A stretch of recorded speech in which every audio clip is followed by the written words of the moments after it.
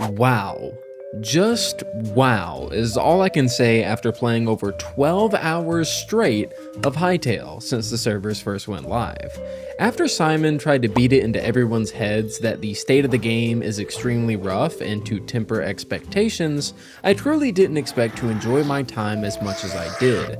Fellas, today we're going over my first impressions for Hytale, coming from a Minecraft veteran of over 10 years. I'll be talking about both pros and cons, and if by the end of the video you feel like you'd like to pick this game up, you can use code 𝗍𝗏𝗍 to support me at checkout. Anyways, let's jump into my review for Hytale's early access launch. As silly as it sounds, one of the things I was scared about the most was the avatar creator. Not being able to have custom textured player skins like in Minecraft was a bit of a red flag for me at first, but after playing around with it, I can easily say I'm very impressed. Though I own the Cursebreaker edition, which gives me extra cosmetics, not once did I feel like I didn't have enough options given to me to create the avatar I wanted, which was a replica of my Minecraft skin. The only supporter edition cosmetics I'm wearing are simply there for flair too, it's the goggles and the cape, and without them my avatar just looks more accurate to my Minecraft skin. So I can easily say that I'm extremely impressed as of now, because the avatar creator is only going to get more options as time goes on. Now, with Hytale being in early access, we only have two game modes that we're able to play at launch. Exploration, which is most similar to Minecraft survival mode, and creative mode, which is self-explanatory. Creative mode, however, does come with an incredible amount of features to help bring your builds to life right from the rip too. No mods required and almost endless tools at your fingertips. They even have cinematic tools built into creative mode as well. Exploration mode, like I said earlier, is essentially just Minecraft survival. Sadly though, Hytale's flagship mode, which is adventure, couldn't make it for the early access launch. This will be a game mode that releases later in the development cycle that will add on things like a story mode with quests to complete, boss battles to tackle, huge dungeons, and basically give Hytale an MMORPG feel alongside all of the building and sandbox content. With that said, there's still plenty to enjoy about exploration mode, and it's what we're mainly going to talk about for the rest of the video as I lay out all of the pros and cons thus far that I have with it in Hytale. The first thing I noticed was just how easy online play is with a friend. Though this game doesn't have guilds and a friends list yet, both of which are planned for the future, simply clicking online play, flipping a switch at the top, and copying a join code is all you have to do to play with your buddies. I played a majority of my time with my cousin Bailey, and we played for about 6 hours straight, merely 30 minutes after the game went live with no interruptions. He was the host, and I didn't experience a bit of lag, input delay, or any of the typical things you might expect from a game this early in development. Truly, it felt like I was hosting the game myself, which is something I really wasn't expecting. The next thing I really enjoyed was how Hytale's movement feels. This truly allows Hytale to run in its own shoes, no pun intended, and take its own shape when it comes to how the game feels to play.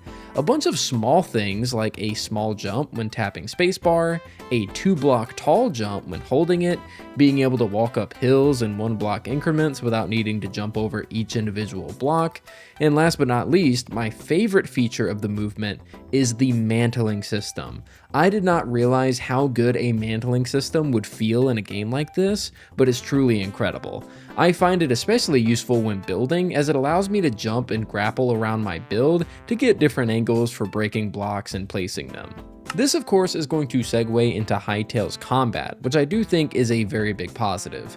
We've been told by the devs that the combat simply isn't in its final form yet, but where we are now is already a fantastic starting point. The animations are fluid, the combos are fun to hit, and charging and dishing out special moves is very satisfying. I'd like to see some depth added to combat as time goes on, but we already know that's coming, and combat as is above average. Something I thought was going to be overbearing at first, but eventually I came to love it, was the immense amount of workbenches dedicated to special functions. For example, you have a workbench completely dedicated to building blocks. Insert a block and it'll give you every variant under the sun dedicated to it, allowing you to see whole block palettes and much more easily plan your builds. Or take for example the blacksmith's anvil, which is dedicated to weaponry, the chef's stove for food, and armorer's workbench. I mean, you get the point. An incredible feature for these workbenches is that they all have their own progression paths too. You can upgrade them as time goes on, which will allow for shorter crafting times and more things to craft in general. Crafting also pulls materials from nearby chests, not just from your inventory. So you can see here I have plenty of chests put up on shelves above my workstations, and my workstations will simply pull from those materials when I'm trying to create something new. An absolute masterclass of a feature I couldn't imagine living without. At some point in your journey, you're going to come across a place called the Forgotten Temple. Now, I can tell that in the future this area will serve for many important things in your journey, but for now its main use is to access the memory system of the Bestiary.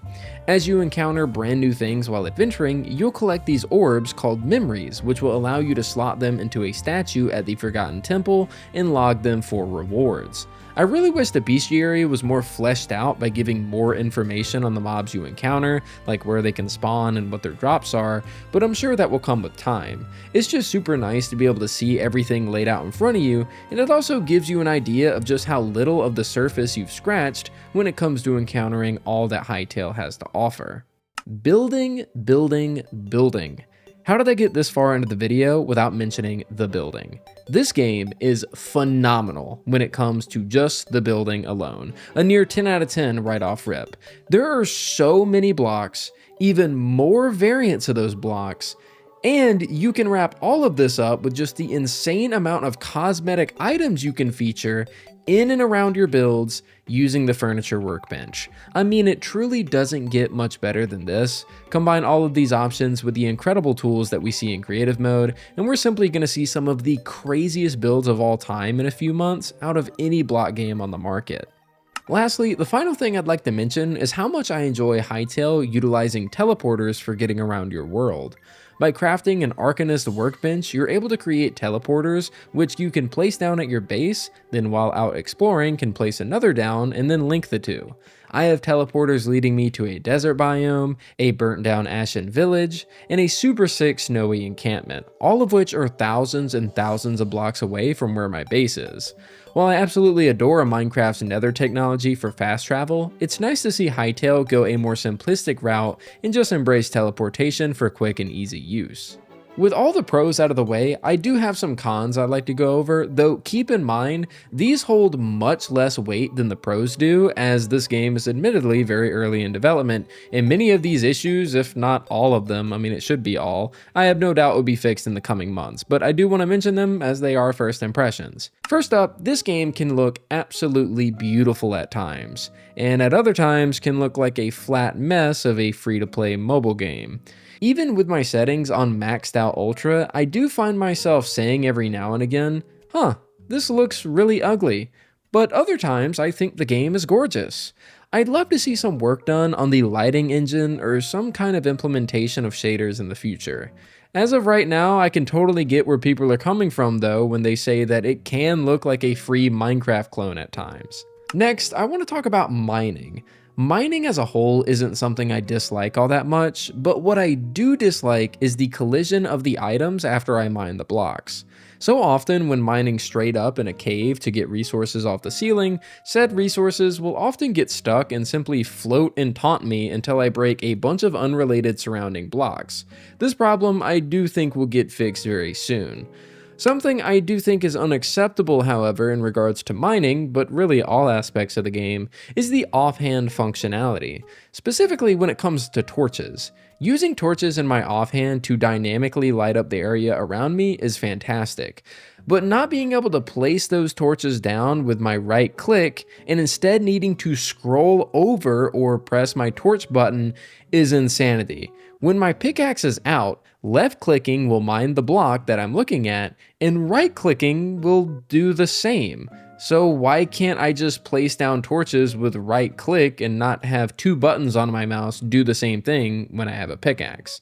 It's kind of weird that this isn't a feature at launch, but I really hope it's swiftly added. Lastly, this is my single biggest gripe with the game right now, and that's the weird lack of boats in Hytale. I'm not talking about pre-generated builds out in the water, I'm talking about boats that we can sail in. Where are they? Maybe I'm really dumb, but I couldn't for the life of me figure out how to craft and place a boat. This meant that while exploring, I had to painstakingly swim through straight ocean after ocean to get where I wanted. And while the teleporter system is super handy in ensuring I don't have to swim like that again, why did I have to swim it in the first place? This is something I feel the Hytale team should have added at launch, considering how much water you have to traverse to get to unique biomes, but without a doubt is something I know will get added eventually. I only feature it here mainly for those that are interested in the game to know and be able to temper expectations for. Crossing oceans is super duper boring right now, but hopefully it won't be for long. And that's it. Those are all of my first impressions of Hytale for its early access launch. It's truly an incredible game and one that I see myself playing for years on end if it gets the continued development that it deserves. I don't think it will replace Minecraft, however, by any means, and I don't want people to think that I'm dunking on Minecraft with this video because, well, this is a Minecraft channel, and while that game isn't going anywhere here, it's also not going anywhere in general. Hopefully, however, this competition of the whole Hytale versus Minecraft thing can send a spark to Microsoft and encourage them to make strides in order to keep many of Minecraft's players on Minecraft. Hytale is already at an impressive start while also being a cheaper game overall, but with it being locked to PC only at the moment, their impact can only be so much. Only time will tell how Hytale does in the future and how it will affect the block genre as a whole. All I know is that when it comes to Hytale, I'll be around for as long as it's around. Thanks for watching, everyone. More Hytale and Minecraft content coming soon, and I'll see you guys next time.